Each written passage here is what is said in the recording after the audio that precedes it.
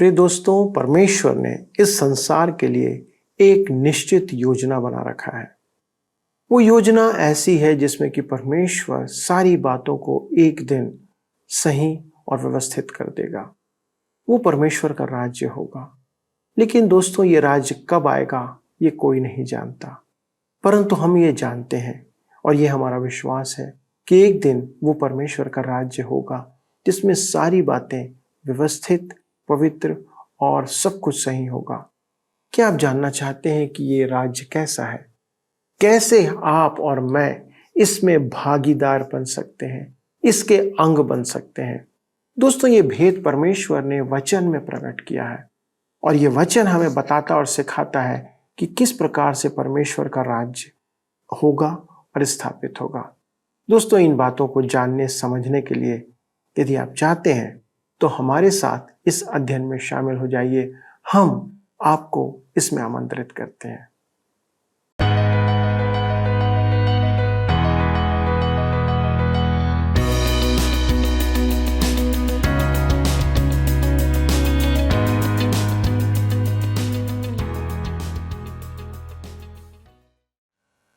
प्रिय मित्रों, आप सभी को प्रेम भरा नमस्कार। आशा करता हूं कि आप हमारे साथ दानियेल की पुस्तक का अध्ययन करते हुए अनेक सच्चाइयों को जान रहे हैं और इस रोचक अध्ययन का आनंद उठाते हुए परमेश्वर के प्रति विश्वास में बढ़ रहे हैं।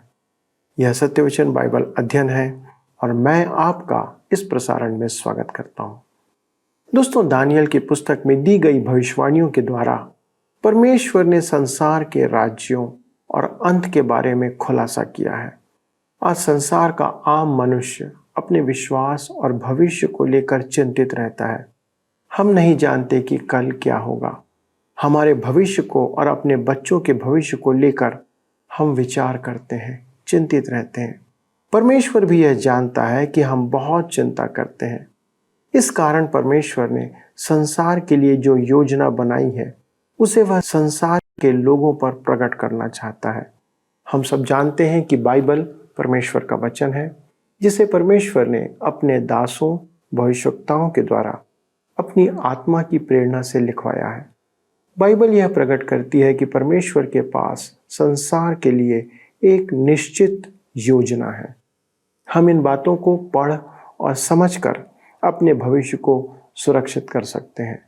इन सब के बाद परमेश्वर अपना राज्य स्थापित करेगा और उसका शासक प्रभु यीशु मसीह होगा। जी हाँ, प्रभु यीशु मसीह। दोस्तों, हमारे लिए आनंद और खुशी की बात यही है कि परमेश्वर एक दिन एक निष्पक्ष, न्याय सम्मत राज्य स्थापित करेगा। एक विश्वासी की आशा और विश्वास यही है और प्रत्येक जो प्रभु यीशु पर विश्वास करके अपने पापों की क्षमा प्राप्त करेगा, वह व्यक्ति, वह मनुष्य उस राज्य का अंग होगा। मित्रों, आइए इसे विश्वास और आशा के साथ हम अपना अध्ययन आरंभ करते हैं। मित्रों, आइए आज हम अपने अध्ययन में आगे बढ़ते हुए देखेंगे अन्य जाति विश्व शक्ति का विनाश, पृथ्वी पर स्वर्ग के राज्य की स्थापना। इस अंतिम राज्य का अंत क्या होगा, अर्थात लोहे और मिट्टी के राज्य का।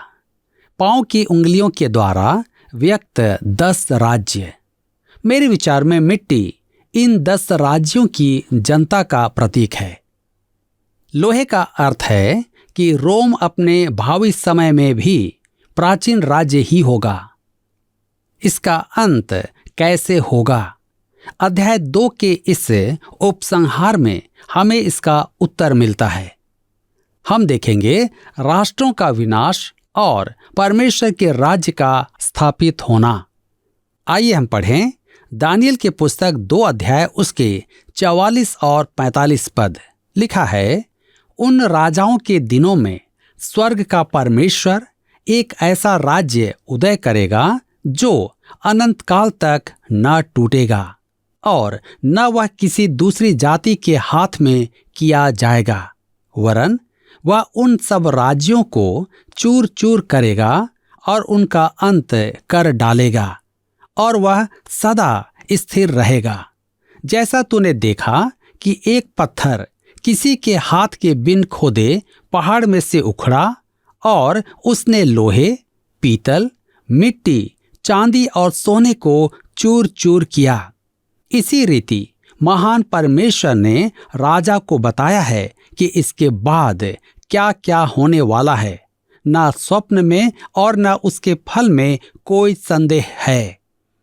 ख्रिस्त विरोधी और पाप के पुरुष के विभिन्न नाम धर्मशास्त्र में दिए गए हैं। वह विश्व शासक होगा जो अपनी इच्छा पूरी करेगा। वह नबूकदनेस्सर के आरंभिक राज्य के स्वरूप राज करेगा। देखिए प्रकाशित वाक्य की पुस्तक 13 अध्याय में। यह एक आदर्श सरकार है, परंतु यदि शिखर पर गलत मनुष्य बैठे तो बहुत बुरा होता है। हम देखेंगे कि नबूकदनेस्सर ने ऐसा ही किया था और ख्रिस्त विरोधी के साथ भी ऐसा ही होगा। प्रभु यीशु मसीह का एक छत्र राज्य होगा और वह अपने विरुद्ध खड़े सब विद्रोहियों को अपने अधीन करेगा। भजन संहिता 2 उसके 9 में उसके बारे में लिखा है, तू उन्हें लोहे के डंडे से टुकड़े टुकड़े करेगा, तू कुम्हार के बर्तन के समान उन्हें चकनाचूर कर डालेगा। मेरे विचार में तो वह क्षमा याचना का विचार नहीं रखता है। यदि आपको यह बात अच्छी नहीं लगती है तो आप पृथ्वी का त्याग करके चांद पर चले जाएं। वह पृथ्वी पर अपनी प्रभुता करेगा। यह उसका संसार है। एक पत्थर किसी के हाथ के बिन खोदे पहाड़ में से उखड़ा और उसने लोहे, पीतल, मिट्टी, चांदी और सोने को चूर चूर किया। यह पत्थर और कोई नहीं, प्रभु यीशु है। जी हां, वह मात्र मनुष्य ही नहीं परंतु परमेश्वर का अभिषिक्त है। प्रभु यीशु ने स्वयं कहा कि वह एक पत्थर है। उसके युग में उसकी बातों को समझने वाले आज के समझने वालों से अधिक हैं। मत्ती रचित सुसमाचार 21 अध्याय उसके 44 पद में प्रभु ने कहा, जो इस पत्थर पर गिरेगा वह चकनाचूर हो जाएगा और जिस पर वह गिरेगा उसको पीस डालेगा। वही यह पत्थर है, जीवित पत्थर, वह कोने का पत्थर है। पहला कुरिन्थियों के पत्री 3 अध्याय उसकी 11 पद में लिखा है, क्योंकि उस नींव को छोड़ जो पड़ी है और वह यीशु मसीह है, कोई दूसरी नींव नहीं डाल सकता। यदि आप उस पत्थर पर गिरकर अर्थात विश्वास द्वारा आश्रित होते हैं तो एक भी बार याचना किए बिना जैसे हैं वैसे ही आ जाएं। उसका लहू आपके लिए बहा है। आप चूर चूर हो गए हैं। आप उसके पास एक पापी होकर आते हैं। आपके पास उसे देने के लिए कुछ नहीं है। वह निर्भर करने के लिए एक महान पत्थर है। धर्मशास्त्र में पत्थर अनेक पदों में प्रभु यीशु को उद्धारकर्ता और न्यायी के प्रतीकों में प्रकट करते हैं। व्यवस्था विवरण में वह उद्धार की चट्टान है। व्यवस्था विवरण की पुस्तक 32 अध्याय के 4 पद में वह न्याय की चट्टान कहा गया है। मेरे मित्रों, दानियल की पुस्तक के ये पद उस समय की चर्चा करते हैं जब प्रभु यीशु पृथ्वी पर न्याय करने आएगा और परमेश्वर के विरुद्ध सब विद्रोह का दमन करेगा। यह प्रभु यीशु के द्वितीय आगमन के बारे में कहा गया है, जिसका सविस्तार वर्णन प्रकाशित वाक्य की पुस्तक 19 अध्याय उसके 11 से 21 पद में दिया गया है। उसका द्वितीय आगमन उथल पुथल और विलाप के साथ होगा, जिसका धर्मशास्त्र में बार बार उल्लेख किया गया है। देखिए जकरिया की पुस्तक 14 अध्याय उसके 1 से 3 पद, योएल नबी की पुस्तक 3 अध्याय उसके 2 पद, 9 से 16 पद, यशायाह की पुस्तक 34 अध्याय 1 से 8 पद, भजन संहिता 2 अध्याय। इस पृथ्वी पर राज्य करने और पृथ्वी को स्वर्ग या आदर्श राज्य बनाने की मनुष्य का झूठा गर्व और उसकी शक्ति इस सभ्यता के अंधकारपूर्ण विनाश में डूब जाएगी। हमारे लिए अंतः ग्रहण करना कठिन है कि हम दंडाधीन जगत में वास करते हैं। यह जगत न्यायाधीन नहीं है कि कुछ लोग कहते हैं कि उन्हें बचने का अवसर प्राप्त होगा। मेरे मित्र, क्या आपके पास अभी अवसर नहीं है? आप खोए हुए हैं। आप परमेश्वर से रहित हैं। आप में परमेश्वर के लिए स्थान नहीं है।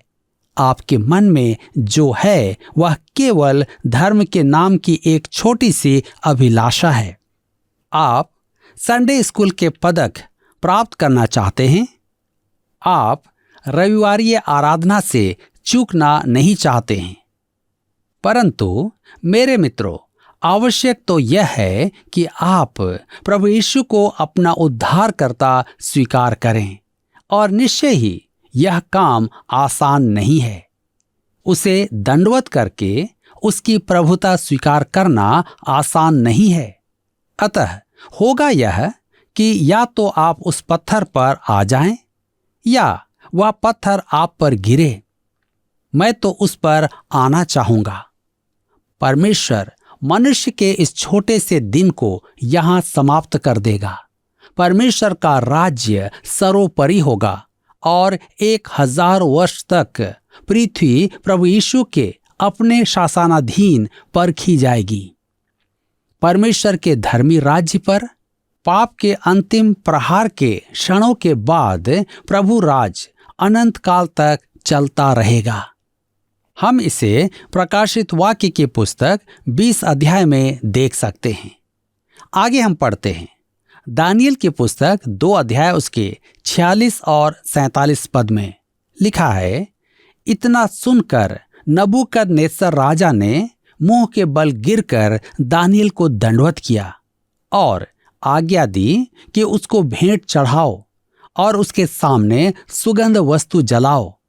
फिर राजा ने दानियल से कहा, सच तो यह है कि तुम लोगों का परमेश्वर, सब ईश्वरों का ईश्वर, राजाओं का राजा और भेदों को खोलने वाला है।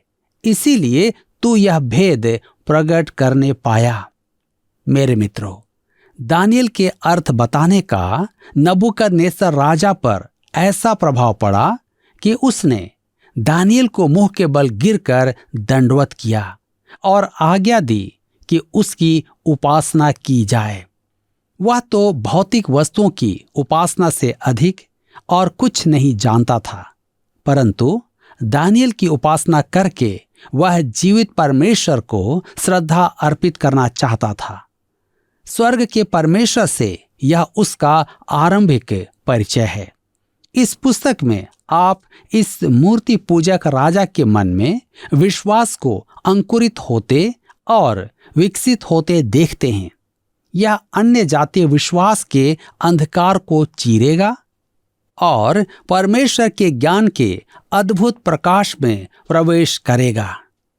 दानियल के पुस्तक 2 अध्याय उसके 48 और 49 पद में लिखा है, तब राजा ने दानियल का पद बड़ा किया और उसको बहुत से बड़े बड़े दान दिए और यह आज्ञा दी कि वह बेबीलोन के सारे प्रांत पर हाकिम और बेबीलोन के सब पंडितों पर मुख्य प्रधान बने। तब दानियल के विनती करने से राजा ने शद्रक, मेशक और अबेदनगो को बेबीलोन के प्रांत के कार्य के ऊपर नियुक्त कर दिया। परंतु दानियल स्वयं राजा के दरबार में रहा करता था। मेरे प्रियो, राजा के फाटकों में बैठना धर्मशास्त्र में अन्य स्थान में भी आया है। उत्पत्ति में लूत के बारे में कहा गया है कि वह सदोम नगर के फाटक में बैठा था। इसका अर्थ यह हुआ कि वह एक न्यायी था। एस्तेर की पुस्तक में मुर्दकाय को भी यह पद दिया गया था। नबूकदनेस्सर राजा ने दानियल को प्रतिफल दिया और उसकी प्रतिष्ठा की, परंतु दानियल अपने 3 साथियों को नहीं भूला। जी हां, उन्हें बेबीलोन के प्रशासन में उच्च पद प्रदान किए गए। यह युवक दानियेल अब न्यायी बन गया था, जैसे सर्वोच्च न्यायालय का न्यायमूर्ति, परंतु वह बेबीलोन का प्रधानमंत्री भी था। इस संपूर्ण पुस्तक में हम देखेंगे कि नबूकदनेस्सर उससे परामर्श लेता था। वह प्रजा का न्याय करता था और देश के प्रधानमंत्री होने के कार्यभार को भी संभालता था। दानियेल पर परमेश्वर ने नबूकदनेस्सर का स्वप्न प्रकट किया और उसने स्वप्न तथा उसका अर्थ सुनाया, परंतु परमेश्वर को सम्मान प्रदान करते हुए उसने कहा था कि मनुष्य के लिए तो असंभव हो सकता है, परंतु स्वर्ग के परमेश्वर के लिए नहीं। हम देखेंगे कि दानियेल के प्रभाव के द्वारा नबूकदनेस्सर, जो परमेश्वर को नहीं जानता था, शनय शनय अर्थात धीरे धीरे परमेश्वर को और उसके ज्ञान को अंतःग्रहण करता जाता है। अब इसी के साथ यहाँ पर अध्याय 2 समाप्त होता है और अब हम अपने अध्ययन को अध्याय 3 से जारी रखेंगे, जिसका विषय है नबूकदनेस्सर द्वारा मूर्ति पूजा की आज्ञा, स्वर्ण मूर्ति को दंडवत न करने के कारण 3 इब्रानियों का दहन। दानियेल की पुस्तक के प्रथम अध्याय में अन्य जातीय प्रथाओं को दंड दिया गया है और अध्याय 2 में अन्य जाति विचारों का न्याय किया गया तथा अध्याय 3 में अन्य जाति अभिमान का न्याय किया जाएगा। आइए हम पढ़ें दानियेल की पुस्तक 3 अध्याय उसके 1 और 2 पद। लिखा है, नबूकदनेस्सर राजा ने सोने की एक मूरत बनवाई जिसकी ऊंचाई 60 हाथ और चौड़ाई 6 हाथ की थी। उसने उसको बेबीलोन के प्रांत के दूरा नामक मैदान में खड़ा कराया। तब नबूकदनेस्सर राजा ने अधिपतियों, हाकिमों, गवर्नरों, जजों, खजांचियों, न्यायियों, शास्त्रियों आदि प्रांत प्रांत के सब अधिकारियों को बुलवा भेजा कि वे उस मूरत की प्रतिष्ठा में आएं जो उसने खड़ी कराई थी। ध्यान दीजिएगा, सोने की एक मूरत। इससे प्रभावशाली मूर्ति की रचना में लागत और शिल्पकारी यहाँ प्रकट है। कुछ विचारकों का विचार है कि यह मूर्ति उसने अपने पिता की स्मृति में बनवाई थी। नेबूकदनेस्सर कुछ का कहना है कि यह उसके देवता बेल की मूर्ति थी, परंतु संभावना अधिक यह है कि उसने स्वयं की मूर्ति बनवाई थी। दानियेल ने उसके स्वप्न के अर्थ में उसे यह तो बता ही दिया था कि वह सबसे महान राजा है और होगा। परमेश्वर के सम्मुख दीन बनने की अपेक्षा नबूकदनेस्सर स्वप्न का अर्थ जानकर घमंड से भर गया। उसने अब सोने की पूरी मूर्ति ही बनवा डाली जो उसके राज्य का प्रतीक थी। यह मूर्ति 90 फुट लंबी और 9 फुट चौड़ी थी। बेबीलोन समतल स्थान में था, यद्यपि उसके युग के अनुसार वह नगर गगनचुंबी इमारतों से घिरा हुआ था।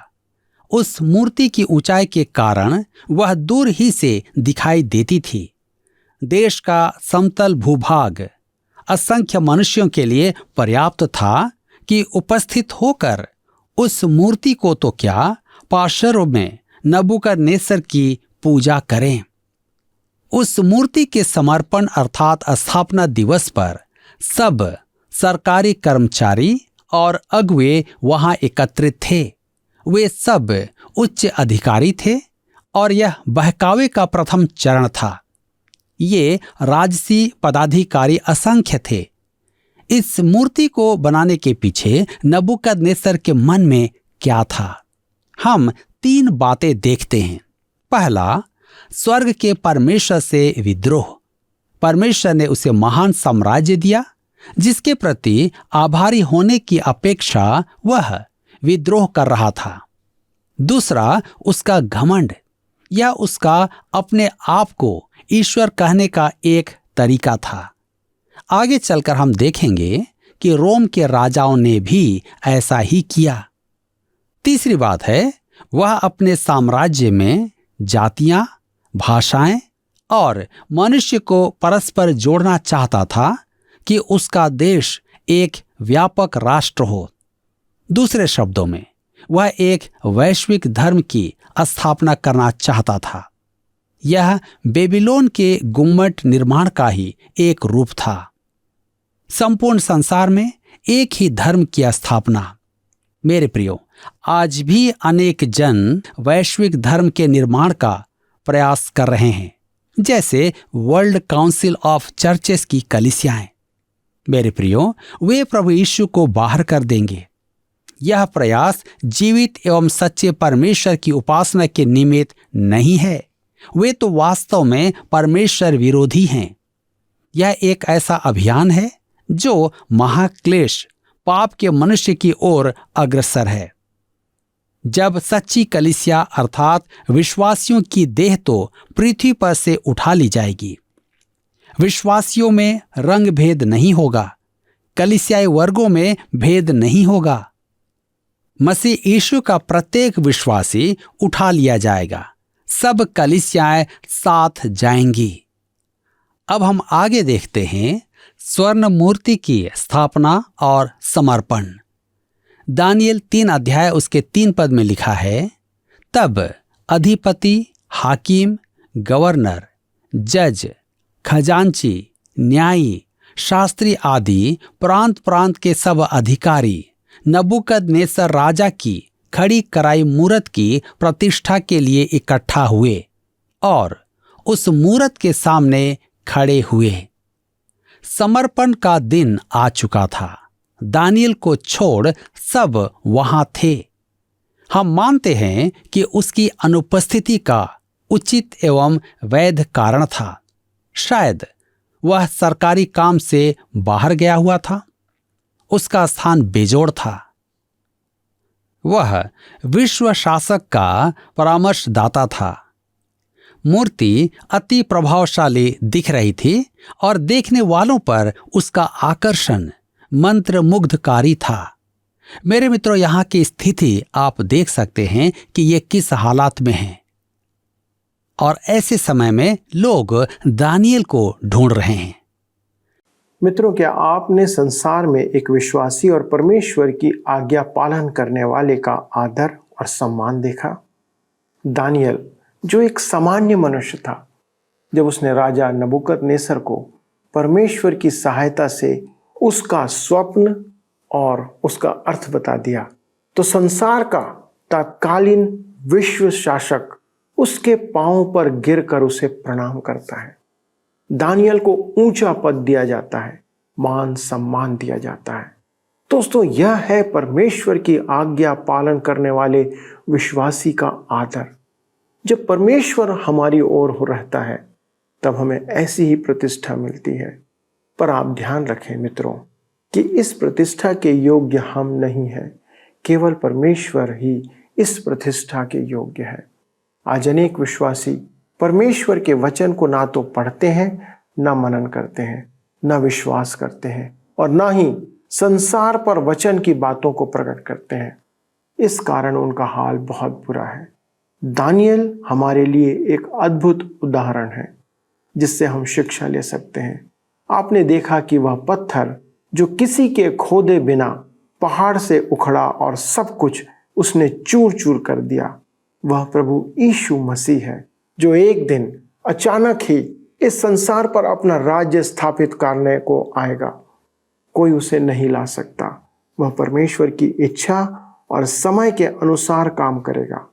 मित्रों, आज परमेश्वर ने संसार के लोगों को समय प्रदान किया है, समय दिया है कि हम उसके राज्य के वारिस बन जाएं, क्योंकि जब उसका राज्य अचानक ही आ जाएगा, तब यह अवसर समाप्त हो जाएगा। उस समय फिर कोई भी मनुष्य चाहकर उसके साथ नहीं हो पाएगा। केवल वे जिन्होंने पहले से उस पर और उसके राज्य पर विश्वास किया हो, वे ही उसमें शामिल किए जाएंगे। मित्रों, वह राज्य तो एक दिन आने वाला है, यह निश्चित है। पर क्या आपने अपने आप को उसके लिए तैयार किया है? क्या आप उसमें होंगे? क्या आप आज उस राज्य के वारिस बन चुके हैं? आज ही विचार करें, निर्णय लें कि आपको परमेश्वर अपने राज्य का हिस्सा बनाए, क्योंकि ये आपकी इच्छा पर निर्भर करता है। तब परमेश्वर आपको अवसर प्रदान करता है। आइए प्रार्थना करें। स्वर्गीय पिता, हम धन्यवाद देते हैं आपके अनुग्रह और दया के लिए। प्रभु, आप अपनी बातों को सदा अपने लोगों पर प्रकट करते हैं। पिता, धन्यवाद देते हैं इस पवित्र वचन के लिए जो हमारे सामने आपकी योजनाओं को प्रकट करता है कि प्रभु आपने संसार के लिए कौन सी निश्चित योजना बना रखी है। प्रभु, हम धन्यवाद देते हैं कि आप एक दिन इस संसार पर अपना राज्य स्थापित करेंगे। उस दिन सारी बातें आपके वचन के अनुसार और सच्चाई के साथ बनी होगी, क्योंकि उस दिन प्रभु किसी प्रकार की अशुद्धता काम नहीं करेगी, किसी प्रकार के शैतान का जो वर्चस्व है वो कार्य नहीं करेगा, परंतु सारी बातें पवित्रता के साथ, सच्चाई के साथ होने पाएगी। प्रभु, हम विशेष प्रार्थना करते हैं उन सब दर्शकों के लिए जो हमारे साथ शामिल हैं, परंतु प्रभु वे आज आपके राज्य के वारिस नहीं हैं। किसी भी रीति से उन्होंने पापों की क्षमा अब तक प्राप्त नहीं किया है। प्रभु, वे आपके वचनों से अनजान हैं। अनुग्रह करें पिता कि वे आपके वचन पर विश्वास करें, आपके निकटता में आए, पापों की क्षमा प्राप्त करें और आपके राज्य के वारिस हो, क्योंकि जिस दिन आपका राज्य स्थापित होगा प्रभु हम सब आपके साथ हो सकेंगे। ये हमारा विश्वास है, यही हमारी आशा है। धन्यवाद देते हैं पिता इस धन्य आशा के लिए जो आपने हमें दिया है। प्रभु यीशु क्रिस्त के नाम से इस विनती को मांगते हैं पिता, इसलिए सुने और अपनी महिमा के लिए ग्रहण कीजिए। आमीन। प्रिय मित्रों, आज के अध्ययन में शामिल होने के लिए धन्यवाद। जैसा मैंने आपसे हर बार निवेदन किया है, आज भी करूँगा। प्लीज़ हमसे संपर्क करें, फ़ोन, SMS, पत्र के द्वारा अपने विचार हमें बताएं। यदि किसी बात को और जानना चाहते हैं तो भी आप हमसे संपर्क कर सकते हैं, और यदि आप इसे फिर से देखना चाहते हैं तो आप YouTube पर इस प्रसारण को देख सकते हैं। अगले प्रसारण में इस अध्ययन को आगे बढ़ाएंगे। परमेश्वर के साथ बने रहें, उसकी महिमा करते रहें और उसके राज्य के बारे में दूसरों को सिखाते रहें। प्रभु आपको आशीष दे। आइए अब हम प्रश्न को देखें। पिछले प्रश्न का उत्तर है बी, चौथे। राजा नबूकदनेस्सर के स्वप्न में दिखाई गई मूर्ति के द्वारा संसार के 4 महान राज्यों को प्रकट किया गया है। आज हम चौथे राज्य में जी रहे हैं। आज के अध्ययन पर आधारित प्रश्न है, राजा नबूकदनेस्सर ने बेबीलोन के एक प्रांत के किस मैदान में 60 हाथ ऊंची मूरत लगवाई? ए, पूरा, बी, घूरा, सी, दूरा, डी, चूरा। मित्रों, इस प्रश्न का उत्तर हमें कल सुबह 6 बजे से पहले विकल्प A, B, C या D के साथ अपना नाम, पता, स्थान के साथ 9651433397 पर SMS या WhatsApp करें। क्या आपको यह कार्यक्रम पसंद आया? अभी हमें एक मिस कॉल करें और आप अगले विजेता हो सकते हैं।